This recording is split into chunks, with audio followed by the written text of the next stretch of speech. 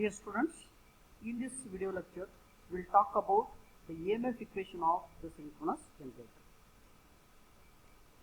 Before going to the EMF equation, let me give some idea about what is meant by frequency of induced EMF and what is the relation between the speed and frequency. Consider an alternator whose rotor is being driven by the particular speed. Okay, then that speed is given by n. Okay, so then what are the parameters what we are going to use in the particular condition is, see here in case of alternator where P represents number of poles, F represents the frequency induced EMF. In one complete revolution, rotor will rotate, so each north and south pole moves past all the stator conductors. The rotor will try to rotate. So there are in one pair of north and south pole moves past the armature conductors will rotate. The induced EMF will undergo in one particular full cycle. Therefore, if there are P pole machine is there, in one complete revolution of the field system, the induced EMF in the armature conductor will complete P by 2 cycles of the waveform. Okay. So why P by 2 cycles of the waveform? Because there are P poles and there are two north and south poles. In one particular complete cycle, as there are two north and south poles, it will complete P by 2 cycles of the waveform. The number of cycles of EMF induced per second is equal to number of cycles of EMF per revolution into number of revolutions per second. So how we can represent the frequency now? Frequency in cycles per second is represented as P by 2 into N by 60, where the frequency can be represented as F is equal to Pn by 120 Hz. This is most important formula of the frequency you need to remember. So with this we can find out the equation of the speed, that is N. N is equal to 120 F by P, which is represented in RPM. So if you want to keep the frequency constant, the speed must be unchanged. So you need to keep the constant speed to keep the frequency constant, because frequency and speed are directly proportional to each other. So synchronous generator connected to a grid which runs at a constant speed known as synchronous speed at the steady state.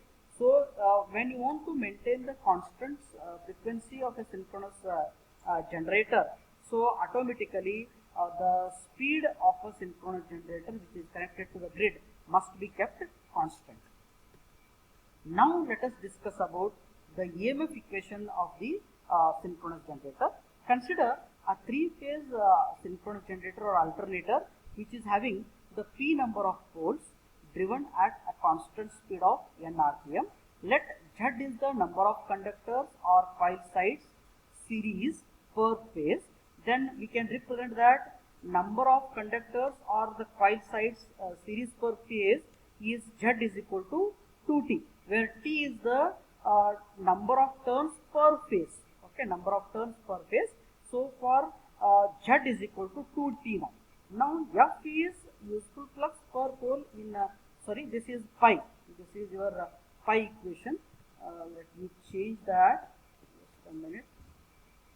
I will change this to pi now. So this is the equation of pi, what we are representing this, right? Okay. So now pi is the useful flux per pole in Weber, F is the frequency in Hertz, then Kd we are representing it as a distribution factor or the winding factor. So in the next video lecture we are talking in detail about the winding factor or the breadth factor. What is the use of that we'll study in the next video lecture. So Kp and Kd are the two factors we are going to consider in case of EMF equation. So Kd is called as a distribution factor, Kp is called as a pitch factor. Now how we are going to involve these two factors in a EMF equation, let us see. Consider an armature conductor on the stator of an alternator. if the alternator rotor moves through one complete revolution, that is called as T, so T is represented as 60 by n seconds. In one revolution of the rotor, if all the poles on the rotor move past each of the stator conductor, then the flux cut by the conductor in one revolution is represented as number of poles into flux, that is P pi in Webers. So this P pi represents total flux cut by the conductor in one complete revolution. According to Faraday's second law of electromagnetic induction, so average EMF induced in one conductor, which is represented as E average, is equal to d pi by dt. What is d pi? D pi is the flux cut by the stator conductor in one revolution of the rotor, which is represented as P pi in Weber. Just now we observed that. Dt is the total time taken for one particular revolution of the rotor, which is already represented as 60 by n. So what is d pi now? D pi is equal to P pi, dt is equal to 60 by n. If we substitute these two, d pi and dt, this is d pi by dt. Okay. So if we represent this equation of d pi and equation of dt in the equation of average EMF induced, then which is as it is here, P pi by n, dt is 60 by n. So this is P pi n by 60. So total E average is equal to P pi n by 60. So EMF induced in a Z number of conductors. You see, this is, we are not involving the conductors here. If the same EMF induced in Z number of conductors, then we need to include Z parameter into this. So what is the equation of E average now? E average is equal to P pi n Z by 60. But n is equal to 120 F by P. If I substitute the value of n in the above equation, then what happens? You see here, if n I remove here, this becomes P pi Z by 60, that I have represented here, P pi Z by 60. And n, what is the equation of n? It is synchronous speed of the alternator, that is 120 F by P, that I have multiplied here. If you recombine this, then what happens? See, as below denominator 60 is there, here on the numerator 120 is there. So 120 by 60 you get 2 on the numerator. Okay. Then P and P this get cancelled. This is in the denominator, this is the numerator. P get cancelled. What will be remain in the E average? So average EMF induced is equal to 2 F pi Z. Average EMF induced by Z number of conductors is 2 F pi Z, where F is the frequency, pi is the flux produced in the conductor, where Z is the total number of conductors in particular slot. Now RMS value of EMF per phase is represented as 1.11 is the factor, 1.11 into 2 pi Fz. So if you multiply 2 into 1.11, this becomes 2.22 into F pi Z. Okay. Then where already we know that Z is equal to 2t, we calculated this. This 2 and this 2.22, this becomes 4.44 F pi t, which is represented as volts.